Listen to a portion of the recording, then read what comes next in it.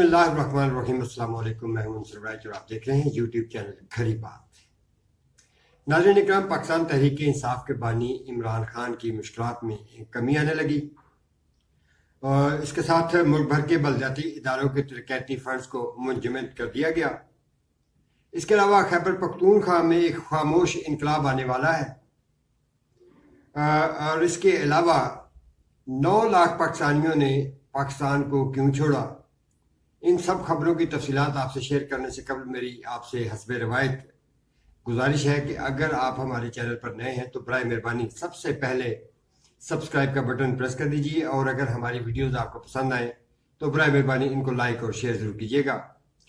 تو ناظرین اکرام، سب سے پہلے ہم بات کریں گے پاکستان تحریک انصاف کے بانی عمران خان کی جو مشکلات ہیں ان میں آسانیاں آنے والی ہیں اور آ چکی ہیں۔ اس حوالے سے سب سے پہلی خبر یہ ہے کہ لاہور ہائی کورٹ کی جسٹس عالیہ نیلم نے 9 مئی کے 7 مقدمات میں ان کی عبوری ضمانتیں منظور کر لی ہیں۔ تحریک انصاف کے وکیل سلمان صفدر نے دوران سماعت بتایا کہ عدالت نے یہ ضمانتیں عدم پیروی کی بنیاد پر خارج کی ہیں۔ تو ناظرین اکرام، عدم پیروی کا مقصد یہ ہے کہ جو ادارے اور یا حکومت پاکستان تحریک انصاف کے بانی عمران خان کے خلاف برسر پیکار تھے، میرا خیال ہے کہ انہوں نے ایک قدم پیچھے ہٹا لیا ہے تاکہ عمران خان صاحب کو انتخابات میں لیول پلینگ فیلڈ کا موقع دیا جائے اور ان پر جو سختیاں ہیں ان میں آہستہ آہستہ کمی لائی جائے۔ تو سیاسی مبصرین اور جو پاکستان تحریک انصاف کی سیاست پر اور یہ 9 مئی کے واقعات پر گہری نظر رکھتے ہیں، ان کا کہنا ہے کہ جو جن اداروں نے پاکستان تحریک انصاف کے خلاف کارروائیاں شروع کر رکھی تھیں، اب ان میں نمایاں کمی نظر آ رہی ہے، اور یہ کمی اس لیے بھی ہو سکتی ہے کہ عام انتخابات میں صرف 15 دن باقی ہیں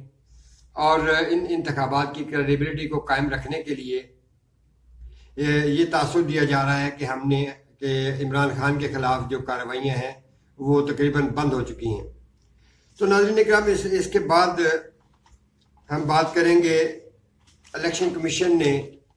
8 فروری 2024 کے انتخابات کے لیے بلدیاتی محکموں کے ترقیاتی فنڈز کیوں منجمد کیے۔ اس حوالے سے الیکشن کمیشن پاکستان نے ایک نوٹیفیکیشن جاری کیا ہے جس کے مطابق بلدیاتی اداروں کے ترقیاتی فنڈز کو منجمد کرنے کا فیصلہ اس لیے کیا گیا کہ انتخابی نتائج پر اثر انداز ہونے کے تاثر کو ظاہر کیا جا سکے۔ ادھر ناظرین کرام، عام انتخابات کی سیکیورٹی صورتحال کو بہتر بنانے کے لیے الیکشن کمیشن پاکستان نے 2,77,000 فوجی اہلکار مانگ لی ہیں، جس کے لیے سمری کابینہ کو بھیج دی گئی ہے۔ ذرائع کے مطابق عام انتخابات میں پاک فوج، رینجرز اور ایف سی کے اہلکار تعینات کیے جائیں گے۔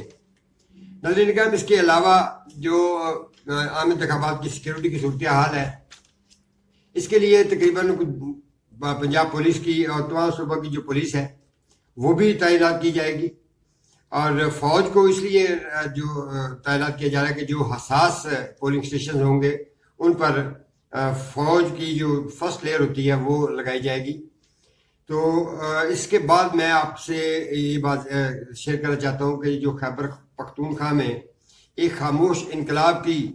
صدا آ رہی ہے وہ کیا ہے۔ تو خیبر پختونخوا میں جو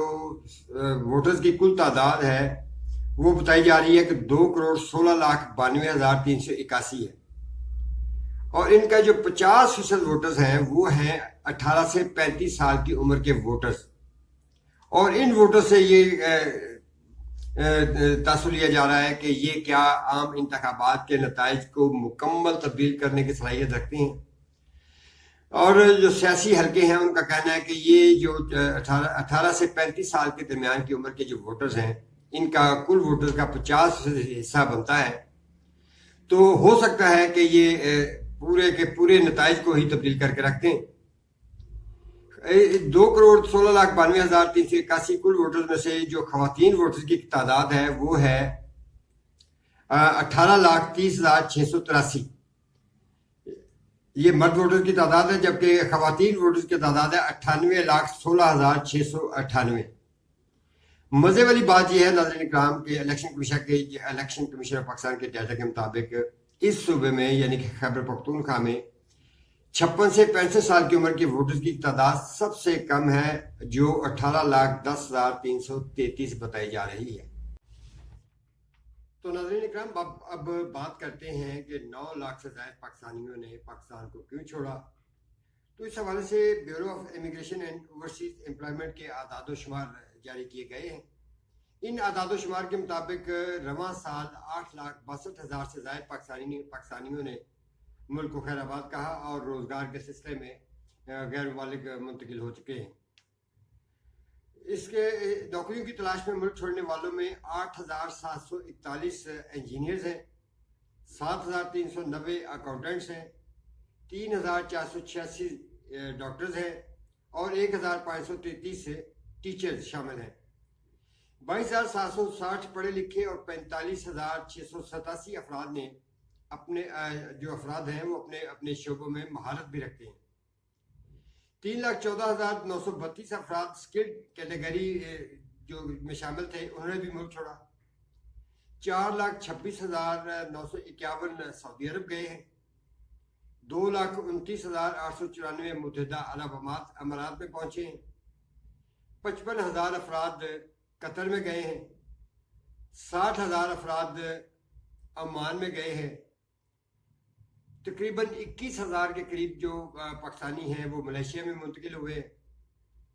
13,345 جو لوگ ہیں وہ بحرین میں منتقل ہوئے ہیں، 2,914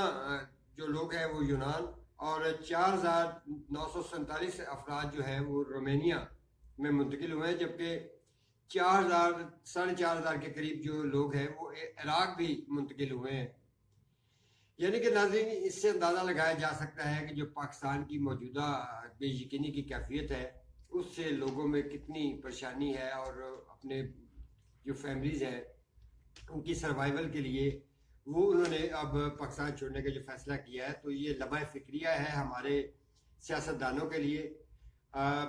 بلکہ ہم سب کو مانع القوم ہمارے لیے لمحہ فکریہ ہے کہ یہ نوبت کیوں آئی کہ یہ جو لوگ ہیں بیچارے روزگار کی سلسلے میں پاکستان کو چھوڑ کر چلے گئے۔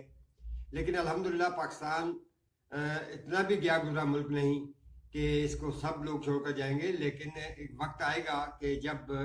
ایک اچھی اور ایماندار قیادت سامنے آئے گی اور وہ مل جل کر پاکستان کو ترقی کی منازل پر ڈالے گی۔ تو ناظرین اکرام امید رکھنی چاہیے، کیونکہ مایوسی گناہ ہے۔ تو اس مایوسی کے آخری فکرے کے ساتھ ہی میں آپ سے اجازت چاہتا ہوں۔ اگلی ویڈیو تک کے لیے اللہ نگہبان۔